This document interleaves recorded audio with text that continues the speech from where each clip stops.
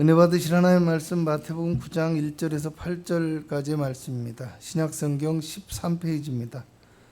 마태복음 9장 1절에서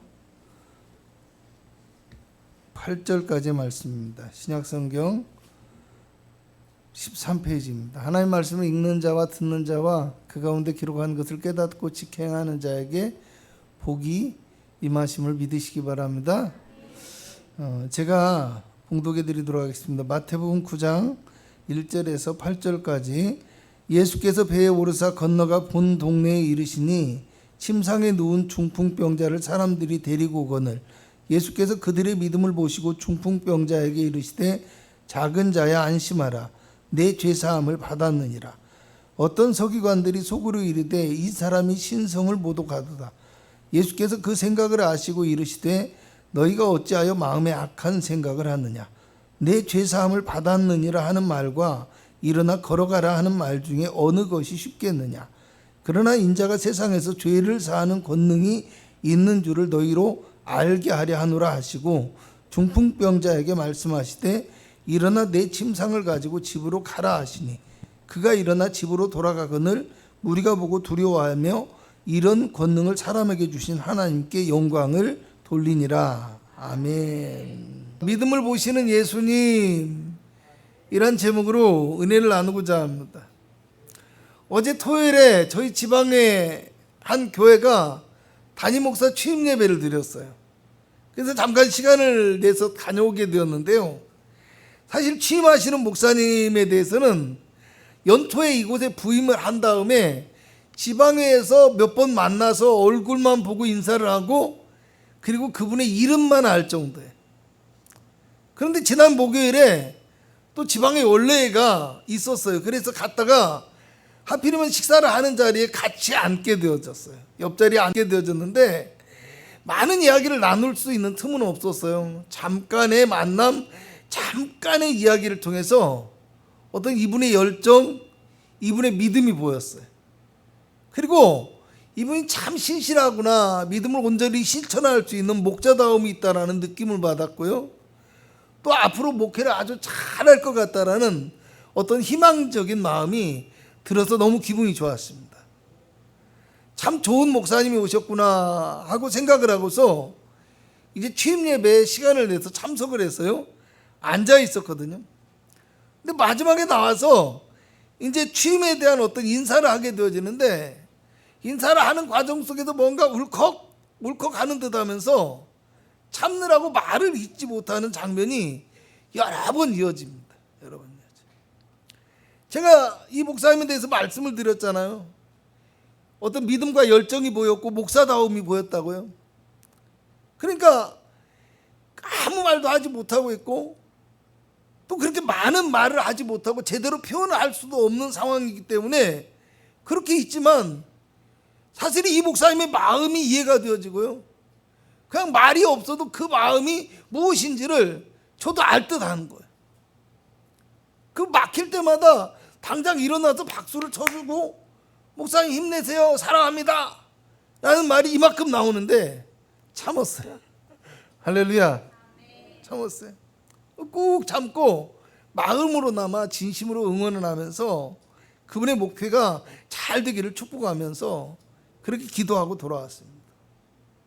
여러분, 제가 왜 이런 말씀을 드리냐고 하면요, 때로는 사람이 많은 말과 또 많은 행동으로 표현하지 않아도 그 사람의 모습 속에서 그 사람의 마음이 보이고요, 또 그가 가지고 있는 어떤 믿음과 열정이 드러나 보이기도 한다라는 사실입니다. 여러분, 오늘 본문의 말씀도요, 갈릴리 가버나움이라는 동네에서 있었던 일입니다.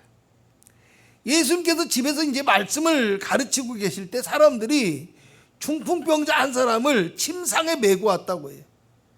사람들이 왔는데 이제 이미 와서 집안에 꽉꽉 들어차서 문 앞까지 들어설 곳이 없을 정도로 사람이 많았어요.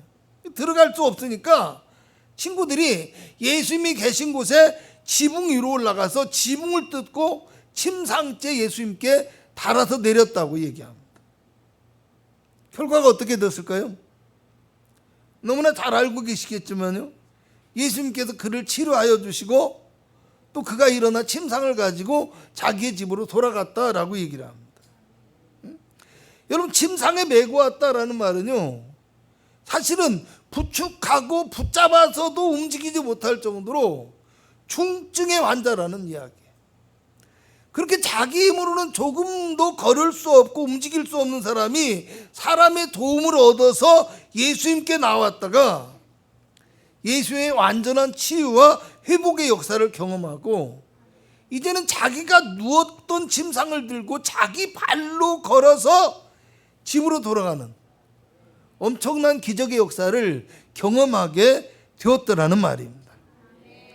여러분, 마태복음의 저자는요, 이 이야기의 시작을 너무나 간단하게 이야기하고 있습니다. 사실 누가복음과 마가복음에도 똑같은 기사가 나오고 있는데, 마태는요 그냥 침상에 누운 중풍병자를 사람들이 데리고 왔고 이렇게 얘기해요.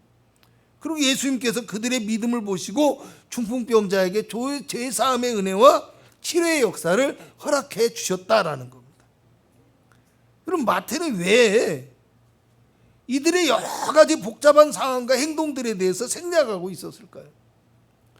심지어 마태는요, 침상을 메고 왔다라는 말을 하잖아요. 그런데 마태는 그냥 데리고 왔다라고 얘기를 해요. 데리고 왔다.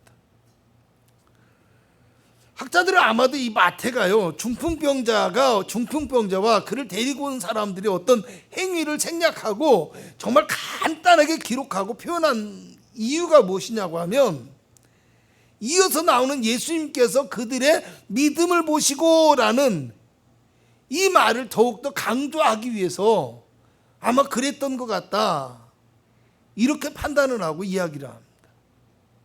여러분, 하나님의 역사는요, 사람의 어떤 행위나 노력을 통해서 나타나는 것이 아니라 오직 믿음을 통해서 일어나게 된다는 것을 우리가 알 수 있어야 된다는 말이에요. 침상에 누운 중풍병자가 예수님 앞에 나오기까지는 정말 여러 가지 일들이 많이 있었을 것이라고 생각합니다. 아픔과 치료의 과정에서 어떤 마음의 괴로움, 신앙의 갈등, 또 믿음의 과정, 이런 것들이 있었을 것이고요.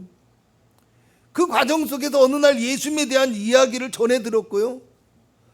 또 함께 예수님께 가기 위해서 사람들이 환자를 설득하는 이런 과정이 있었던지, 아니면 환자가 가족이나 친구들에게 나 예수님께 가고 싶어 하고 부탁을 하는 이런 과정이 있었던지, 하여튼 믿음의 어떤 준비의 과정이 있었을 것이라는 거예요. 또 얼마나 먼 거리를 찾아온 것인지는 기록되어 있지 않아요. 그런데 중요한 것은 아무리 가까운 거리라고 할지라도 오늘과 같이 도로와 교통이 아주 발달한 시대도 아닌 옛적의 시대의 그 상황에서는 침상째로 사람을 들고 오는 것도 쉬운 일은 아니었을 것이라고 생각합니다. 그런데 설상가상 집에 와보니까 어땠어요? 사람들이 너무 많아서 도저히 들어갈 수 없는 상황이 그들 앞에 기다리고 있었다라는 겁니다. 그래서 이제 성경에 기록된 기막힌 일들이 벌어지는데요, 집안에 사람이 가득한 상태에서 예수님께서 그 집안에서 말씀을 가르치고 있는데, 그 말씀을 가르치고 있는 그 상황에서, 그러니까 예배 드리고 있는 이 상황에서 이 사람들이 그 집 지붕 위로 올라가서 지붕을 다 뜯어버리고, 그리고 침상째로 그 앞에다가 사람을 들어내놨어요. 그럼 집안은 어때요? 사람이 가득했다고 하잖아요. 그잖아요. 여러분, 도대체 이것을 어떻게 바라봐야 되고 이것을 어떻게 평가해야 되는 것일까요? 문제가 있고 장애물이 있어도 그것에 굴하지 않고 목표를 향해서 혼신의 힘과 노력을 다하는 어떤 불굴의 믿음이라고 이렇게 표현해야 될까요? 아니면 예의도 없고 순서도 없고 온갖 민폐는 다 끼치는 그냥 자기밖에 모르는 수준 낮은 성도의 모습이라고 이렇게 평가해야 할까요? 여러분, 그만큼 간절하기 때문이다, 그럴 수 있어요. 그런데 그만큼 간절하기 때문이라고만 표현하기에는 벌어진 그 일들, 그 현장의 어지러운 상황들, 이것을 우리가 상상해 본다면요, 조금은 설명이 부족하다고밖에 할 수 없는 상황이었다라는 겁니다. 여러분, 예수님의 치료의 기사가 성경 속에 많이 나와 있잖아요. 그 많은 기사 중에서 한 두 가지 정도만 생각해 본다면요, 오늘 9장 20절을 보면 12해 동안 혈루증으로 앓던 여자는요, 조용히 예수님의 뒤로 와서 그 겉옷가를 만짐으로 구원을 받고 나음을 얻었다라고 얘기를 해요. 할렐루야. 또 8장 8절에 보면 백부장은요, 자신의 화인의 병을 고치기 위해서 예수님께 나왔는데 예수님께 뭐라고 했어요? 주님, 그냥 말씀만 하사 고쳐주시라고 간구합니다. 할렐루야. 그랬더니 하인의 병이 고침을 받았어요. 여러분, 뭐예요? 백부장은 말씀만 하시라고 했어요. 그죠? 말씀만 하시라고. 혈루증 여인은 뭐라고 했어? 조용히 겉옷가를 만졌어요. 그리고 어때? 중풍병자는 이제 지붕을 다 뜯어내고 침 상태로 내려놨어요. 세 가지 사건이 전혀 다른 모습의 행동으로 나타났다는 말이에요. 그런데요, 한 가지 분명한 공통점은 무엇이냐? 예수님께서 그들의 믿음을 보셨다는 사실입니다. 할렐루야. 어떤 특정한 행동에 초점이 맞춰져 있지 않고 그들의 믿음에 예수님의 관심의 포인트가 맞춰져 있다는 말이에요. 할렐루야. 사람의 마음과 생각을 아시는 하나님께서 말과 행동의 이면에 있는 믿음의 마음과 생각을 보시고 역사해 주셨다라는 겁니다. 할렐루야. 사실 이렇게만 설명하면 어때요? 우리가 이해는 돼요. 이해는 돼. 아멘 하고 이해는 되지만, 그러면 우리가 어떻게 행동해야 되는 걸까? 할렐루야. 이것에 대해서 혼란스러울 수밖에 없어요. 그잖아요. 무엇이 옳은 것일까? 그래서 설명이 좀 필요한데요. 과거에 이제 여의도 순복음교회에서 예배를 드릴 때 보면요, 이제 지금은 좀 어떤지 몰라도 2부, 3부 예배는 조영기 목사님께서 직접 설교를 하세요. 그렇기 때문에 사람들이 조영기 목사님 설교를 듣고 조영기 목사님과 함께 예배를 드리기 위해서 굉장히 많이 몰리고요, 그냥 앞자리에 앉기 위해서 경쟁이 굉장히 치열해요. 그래서 1시간 전에 막 미리 와서 기다려야 되고, 그 다음에 이전에 예배가 끝나고 나면 이렇게 딱 통제를 하고 있거든요. 그래서 사람들이 빠져나오고 나면 먼저 자리에 앉기 위해서 막 다름질을 쳐요. 다름질. 오죽하면 어떤 사람들은요, 미리 그 전 예배 때 들어가요. 비집고 들어가. 그래가지고 사람들이 나오고 나면 앞자리에 가서 앉는 거예요. 그 정도로 자리 다툼이 치열해요. 여러분, 그렇게 하는데 은혜를 사모해서 앞자리에 앉으려는 사람도 있지만요, 어떤 때는요, 그 많은 사람들 가운데 은혜를 사모하긴 하지만 마치 어떤 우상을 섬기거나 의식의 일부분처럼 자리 자체나 어떤 행위에 목을 매는 그런 사람들이 있더라는 말입니다. 자리가 중요한 거예요. 그 행동이 중요한 거예요. 행동이 중요한 거예요. 그러다 보니까 어떻게 돼요? 혹시 자리에 못 앉았어요? 못 잡았어요? 그러면 조금만 뒤로 가면 일단 앞자리에 앉기 위해서 먼저 왔잖아요. 그러니까 다른 사람들이 다 들어오기 전이니까 조금만 뒤로 가면 자리가 넉넉하게 많이 있습니다. 아직은.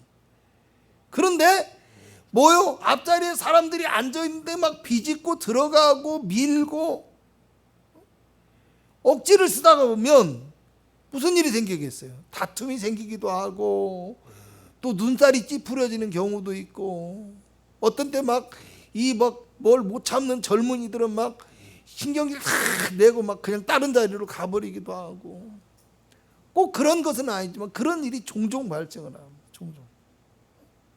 왜 그럴까요? 자리 자체에, 행위 자체에 목을 매달으니까 내가 여기 앉지 않으면 내 복이 없어진다고 생각한 거예요. 내가 여기 앉아야만 은혜를 받을 수 있다고 생각한 거예요. 사람들은 새벽 예배 한번 빠지면 그날이 일진이 안 좋대. 뭔 하나님이 새벽 예배 한번 빠졌다고 뭐 귀싸대기를 때립니까? 뭐 자동차 빵꾸를 냅니까? 안 그래요, 안 그래요. 물론 어쩌다 한 번 정도 우연히 무언가 발생할 수도 있고, 내가 정말 하나님 앞에 온전히 살아가지 못하면 하나님이 깨달으라고 어떤 일이 발생할 수도 있지만, 그렇게 주술적으로 미신적으로 우상을 섬기듯이 행위에 매달리다 보면 안 된다라는 겁니다.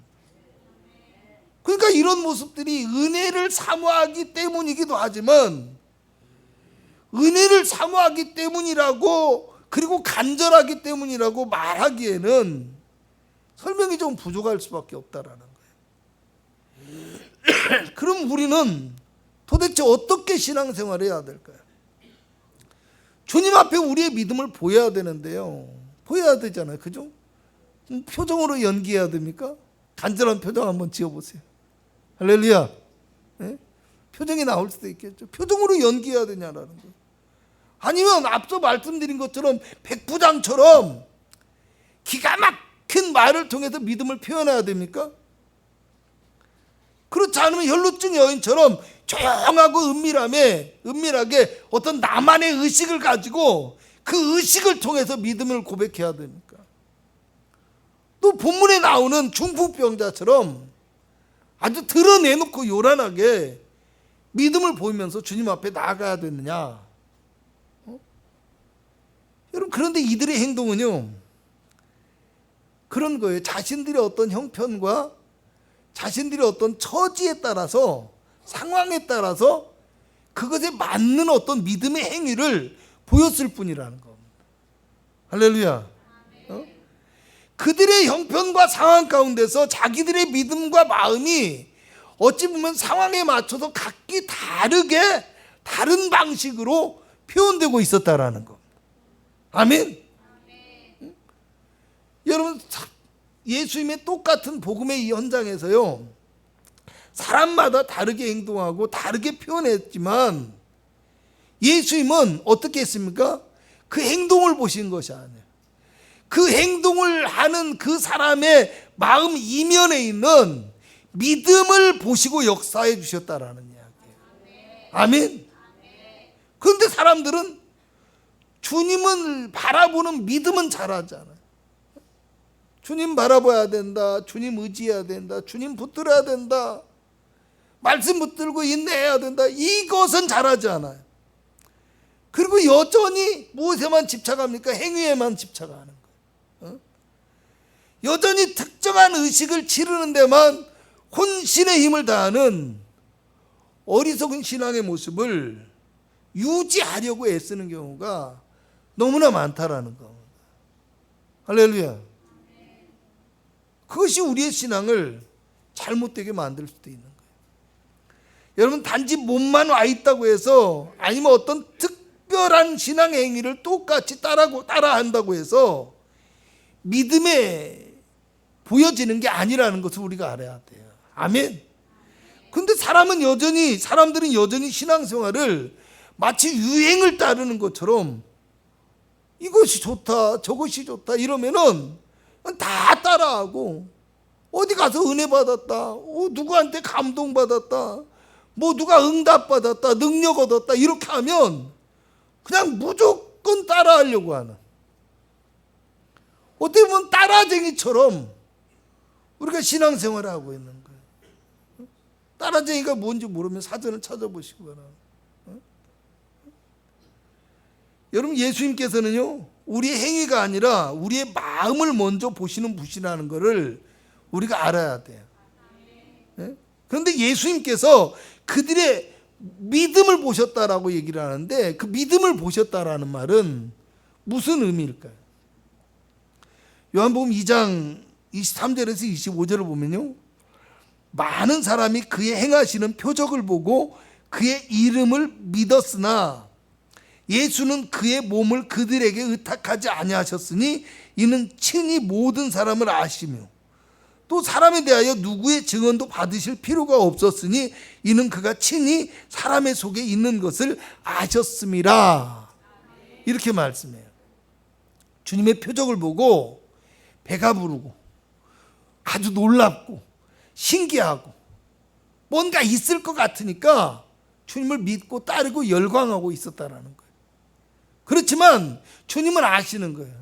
이들이 이렇게 나를 따르고 나를 믿는 것 같지만, 나를 믿고 있지만 지금 문제가 생기고 핍박이 오면, 고난과 어려움이 오면 그들이 어떻게 변해버릴 줄을 잘 알고 계셨기 때문에 그들을 의지하지 않았고요, 그들의 믿음을 인정해 주시지 않았다라는 겁니다.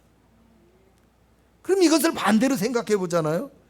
그럼 문제가 생기고 어려움이 닥칠 때, 또 믿음의 어떤 장애물이 있을 때도 우리가 끝까지 흔들리지 않고 인내하며 주님 앞에 나올 수 있는 성도라고 한다면 주님이 그 믿음을 보시고 인정해 주시지 않겠냐라는 겁니다. 아멘. 여러분, 본문을 보면 지금 주님의 복음의 현장에 수많은 사람들이 몰려와서 말씀을 사모하고 듣고 있고요, 믿음을 고백하고 있었을 것이라고 생각합니다.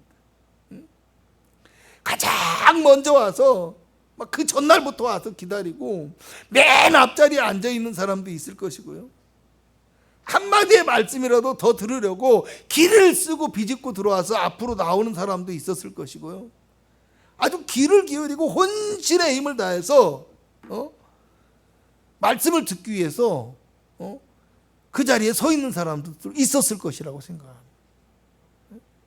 그러나 오늘 예수님은 그 많은 사람들 가운데서 중풍병자와 그를 데리고 온 사람들의 믿음을 보셨다라고 얘기를 해요. 할렐루야. 어떤 학자들은요, 이 사람들의 믿음이 앞에서 얘기한 백부장이나 혈루증의 여인의 믿음처럼 특별하지는 않고 아주 그냥 평범한 사람들의 평범한 믿음이었을 거다, 이렇게 주장을 하기도 합니다. 그런데 어떻게 그 많은 사람들 가운데서 예수님은 그 평범한 사람들의 그 믿음을 유독 주목하게 되었느냐라는 얘기예요. 할렐루야. 어쩌면 다 똑같은 상황에서는요, 다 비슷하고 다 똑같은 믿음을 가지고 있을 수 있어요. 특별히 예수님의 복음의 현장에 있는 사람들의 믿음과 열정, 정말 비교할 수 없을 정도로 모두가 똑같이 뜨겁고 강렬했을 것이다, 이렇게 생각해 볼 수가 있는 거예요. 할렐루야. 주일 예배 드릴 때 이 순복음, 서남 순복음교회 성도님들이 하나같이 뜨겁게 기도하고 하나같이 뜨겁게 아멘하고 말씀을 사모하고 듣고 하듯이, 이 똑같은 현장에서는 똑같이 뜨거움과 열정이 있었을 것이라는 거예요. 그런데 우리가 알아야 될 것은 무엇이냐? 이게 중요해요. 여러분, 진정한 믿음은 문제 앞에서 드러나게 되어 있다는 겁니다.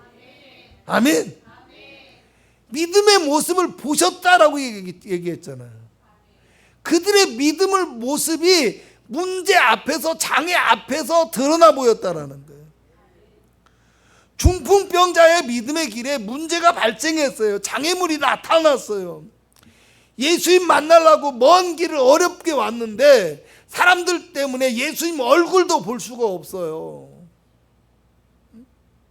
그런데도 그들은 믿음의 행진을 멈추지 않았다라는 겁니다. 그리고 그들의 믿음의 행진을 멈추지 않은 그 행동의 이면에는 주님을 향하고 주님을 바라보며 주님을 신뢰하는 믿음의 마음이 여전히 꺾이지 않았기 때문에 그들은 계속해서 믿음의 행진을 이어가고 있었다라는 겁니다. 할렐루야. 여러분, 그래서요, 겨자씨 하나만큼만 믿음이 있어도 라고 얘기해요. 아멘. 왜? 겨자씨 하나만큼만 믿음 가지고 있는 게 우리의 모습일 수도 있어요.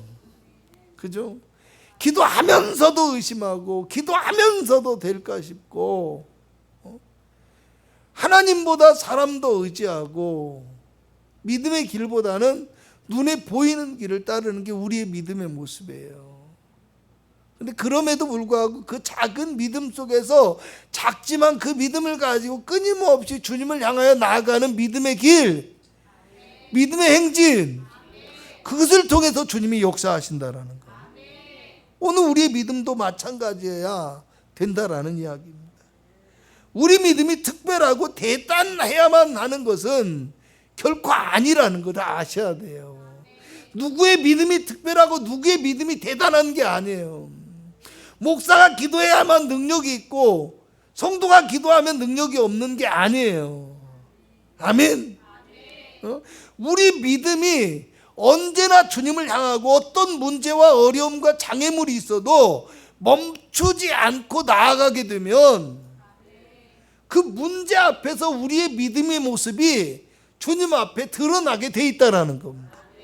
아멘. 그 주님이 인정하시고 주님이 구원하시며 주님이 축복하시는 믿음의 사람이 될 수 있다라는 사실입니다.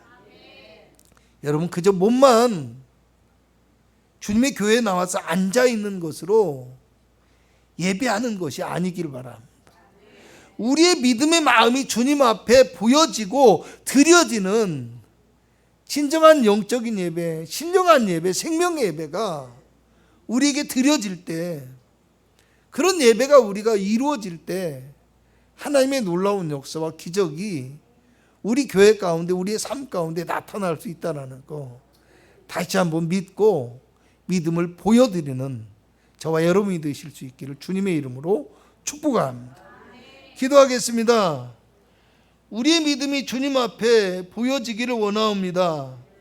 몸만 드려지는 예배가 되지 않게 하시고 행위와 의식만 남은 신앙생활이 아니라 마음으로부터 주님을 신뢰하게 하시고 십자가 지기까지 주님을 믿고 따르며 섬길 수 있는 참된 믿음의 사람이 되게 하여 주시옵소서.